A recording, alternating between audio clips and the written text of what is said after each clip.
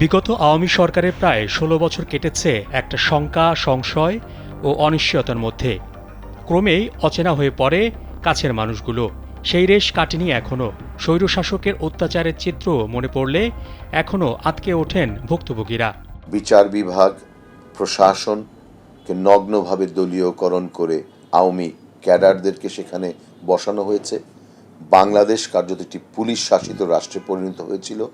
ছাত্রলীগের ক্যাডারদেরকে পুলিশের বিভিন্ন পদে চাকরি দিয়ে তাদেরকে দিয়ে ভিন্ন মত এবং বিরোধী দলীয় নেতাকর্মীদেরকে নির্মমভাবে দমন করা হয়েছিল। ফ্যাসিস্ট সরকারের ১৭ বছরের দিনপঞ্জিকা তুলে ধরেন ১২ দলীয় জোটের সমন্বয়ক অ্যাডভোকেট সৈয়দ এহসানুল হুদা। কালবেলার সঙ্গে একান্ত আলাপচারিতায় তিনি বলেন, পতিত সরকারের গুম, খুন ও জেল জুলুমের প্রধান উদ্দেশ্য ছিল বিরোধী মতের কণ্ঠরোধ করা। যাকেই ওনারা যেই কণ্ঠটাই মনে করেছেন যে তার জন্য বিপজ্জনক, তাদেরকেই সেই কণ্ঠ রোধ করার জন্য যে কোনো পন্থা তারা অবলম্বন করেছেন। কাউকে তারা গুম করেছেন, কাউকে হত্যা করেছেন এবং মিথ্যে মামলা দিয়ে অনেককে দিনের পর দিন, বছরের পর বছর জেলে রেখেছেন। আপনারা দেখেছেন যে বিএনপি এবং বিরোধী দলীয় নেতাকর্মীদের বিরুদ্ধে প্রায় ১ লক্ষ মামলায় ৫০ লক্ষ আসামি ছিলেন। সেইখানে আমিও বেশ কয়েকটি মামলার আসামি ছিলাম। মিথ্যে মামলায় আমাকে অভিযুক্ত করা হয়েছিল। সবসময় আমাদের একটি আশঙ্কা ছিল কখন আমাদেরকে সাদা পোশাকধারী লোকজন বা পুলিশের লোকজন উঠিয়ে নিয়ে যায়। আমাদের পরিবার সবসময় আমাদের জন্য উৎকণ্ঠিত ছিল এবং এই যে আমরা যখন জেলে গিয়েছি বা ডিবির কার্যালয়ে আমাদেরকে রিমান্ডের নামে যেই নির্যাতন করা হয়েছে, সেই জায়গাটা যদি আপনারা অনুধাবন করেন যে একটি পরিবার কিসের মধ্যে দিয়ে যায়, যে ট্রমা, তার পরিবারের একজন বাবা, তার স্বামী বা মার সন্তান এর কোনো খোঁজ তারা পাচ্ছেন না, সে কিভাবে আছে, কিভাবে তার দিনটা কাটছে, সেই যন্ত্রণাটা তাদেরকে ভোগায় এবং সেই জিনিসটা যাদের পরিবার, যারা ভুক্তভোগী, তারাই একমাত্র বলতে পারবে। মানবতাবিরোধী অপরাধের নামে জুডিশিয়াল কিলিং করা হয়েছে বলেও অভিযোগ করেন এই রাজনীতিবিদ। সৈয়দ এহসানুল হুদা বলেন, পার্শ্ববর্তী দেশের সহযোগিতায় গণজাগরণ মঞ্চ করে জামায়াত নেতাদের বিচার প্রভাবিত করে তাদের প্রকারান্তরে হত্যা করা হয়েছে। এই সরকার তো জুডিশিয়াল কিলিংয়ের মাধ্যমে মানুষকে হত্যা করেছে।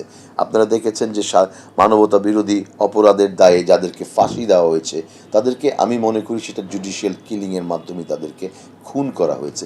মানবতা বিরোধী অপরাধে কাদেরকে ফাঁসি দেওয়া হয়েছে আপনারা দেখেছেন যে কাদের মোল্লাকে যখন যাবজ্জীবন কারাদণ্ড দেওয়া হলো, তখন প্রত্যক্ষভাবে সরকারি ছত্রছাওয়ায়, সরকারি ইন্ধনে এবং আমি মনে করি পার্শ্ববর্তী একটি দেশের সহযোগিতায় শাহবাগে যে গণজাগরণ মঞ্চ করা হয়েছিল, তার মাধ্যমে গণজাগরণ মঞ্চের চাপে তারা সেই রায়টা পাল্টিয়ে তাকে ফাঁসির আদেশ দিয়েছিল।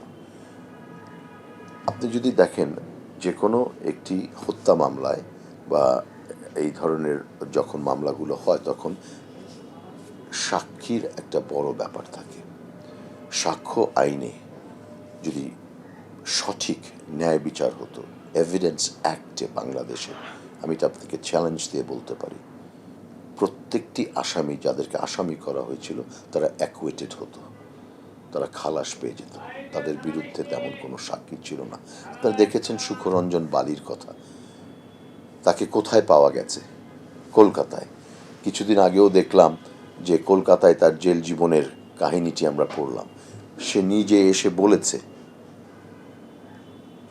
সাইদি সাহেবের বিপক্ষে তাকে সাক্ষী দেওয়ার জন্য কিভাবে কি কি করা হয়েছে। তো সেই জায়গাটি থেকে আমরা বলতে পারি যে আমি এটাকে জুডিশিয়াল কিলিং বলি। প্রেসক্রাইবড ছিলেন বিচারপতিরা, তাদেরকে দিয়ে এই কাজগুলো করা হয়েছে দলীয় নিয়োগপ্রাপ্ত বিচারপতিদের দ্বারা। বাংলাদেশে মানবতা বিরোধী অপরাধের নামে যেই কয়জনকেই ফাঁসির কাস্টে ঝুলানো হয়েছে, তাদেরকে প্রকারান্তরে হত্যা করা হয়েছে এবং দু একজন যাদেরকে জেলেই রাখা হয়েছে আমৃত্যু কারাবরণ দিয়ে। সো এটাই নিশ্চিত করা হয়েছে যে তাদের মৃত্যুটা জেলখানার ভেতরেই হবে। হাসিনা গণতন্ত্রের নামে খায়েশ পূরণ করতে দানব হয়ে উঠেছিলেন। ব্যক্তিগত লাভের আশায় গুম খুনকে প্ররোচিত করেন তার চারপাশের লোকজনও। দেশের অর্থনীতিকে পঙ্গু করেছে হাসিনা সহ কয়েকটি পরিবার। কয়েকটা পরিবার বা কয়েকজনের মাধ্যমে শেখ হাসিনা এবং তার পরিবার এই টাকাগুলো বিদেশে পাচার করেছে। জাস্ট দুদিন আগেও আমি দেখলাম একটি রিপোর্ট যে $300 মিলিয়ন পাচারের সুস্পষ্ট প্রমাণ পেয়েছে জয়, হাসিনা এবং রেহানার বিরুদ্ধে FBI। এছাড়াও আপনারা দেখেছেন যে রূপপুর পারমাণবিক বিদ্যুৎ কেন্দ্রে থেকে $5 বিলিয়ন যে একটা দুর্নীতি করা হয়েছে, সেখানে তার বোনের মেয়ে টিউলিপ সিদ্দিকী, যে কিনা ব্রিটিশ একজন মন্ত্রী হিসেবে আছেন, তার নামটিও এসছে এবং সে তদন্তের মধ্যে আছে এখন সেই ব্যাপারটি। সো কার্যতভাবে বাংলাদেশকে একটি পরিবার কেন্দ্রিক দলের শাসিত বাংলাদেশ হিসেবেই ছিল, এবং সেখানে যারাই আমরা প্রতিবাদ করেছি, যারাই আমরা অন্যায়ের বিরুদ্ধে কথা বলেছি, ন্যায়ের পক্ষে থেকেছি, তাদেরকে সীমাহীন দুর্ভোগ নির্যাতনের মধ্যে দিয়ে যেতে হয়েছে। ক্ষমতা ও প্রতিহিংসা মানুষকে দানবে পরিণত করে উল্লেখ করে জ্যেষ্ঠ এই নেতা বলেন, হাসিনা প্রকাশ্যে বলেছিলেন ক্ষমতায় গেলে খালেদা জিয়াকে জেলের ভাত খাওয়াবেন এবং ক্যান্টনমেন্টের বাড়িছাড়া করবেন। তিনি তাই করেছিলেন, যা রাজনীতির শিষ্টাচার বহির্ভূত। উনি বলেই ফেলেছিলেন, বিভিন্ন জায়গায় কথা বলতে বলতে উনি অনেক সময় বলে ফেলেন যে শহীদ রাষ্ট্রপতি জিয়া রহমান সাহেবের ছোট ছেলে আরাফাত রহমান কোকো সাহেব যেদিন মারা গেলেন, উনি সেখানে গিয়েছিলেন বেগম খালেদা জিয়ার অফিসে। সেখানে তিনি তাকে ইঞ্জেকশন দিয়ে শুইয়ে রাখা হয়েছিল, তিনি দেখা করতে পারেননি। এর আগে আরেকটি ঘটনা, ওনাকে ক্যান্টনমেন্টে ঢুকতে দেওয়া হয়নি। বিরোধী দলীয় নেত্রী ছিলেন, তখন তিনি প্রতিজ্ঞা করেছিলেন তিনি ক্ষমতায় আসলে তিনি খালেদা জিয়াকে ক্যান্টনমেন্টের বাড়ি ছাড়া করবেন। কতটুকু প্রতিহিংসা পরায়ণ হতে পারলে মানুষ এই কাজগুলো করতে পারে, উনি তো প্রকাশ্যে সেটা বলে ফেলেছেন। বেগম খালেদা জিয়ার প্রতি তার যে প্রতিহিংসা ছিল, সেই যে বললাম বিএনপি অফিসে গিয়ে ফেরত আসার পরে তিনি প্রতিজ্ঞা করেছিলেন তাকে তিনি জেলের ভাত খাওয়াবেন, এবং সেটাই করেছেন। উনি অত্যন্ত প্রতিহিংসা পরায়ণ একজন মানুষ ছিলেন। ওনাকে ছাড়া আমি ছাড়া অন্য কিছুই বুঝতেন না। ক্ষমতাটাই তার কাছে মুখ্য ছিল, এবং সেই ক্ষমতা ধরে রাখার জন্য তিনি যা যা করার দরকার সেটাই উনি করতে রাজি ছিলেন, এবং সেটাই তাকে একটি দানবে পরিণত করেছে।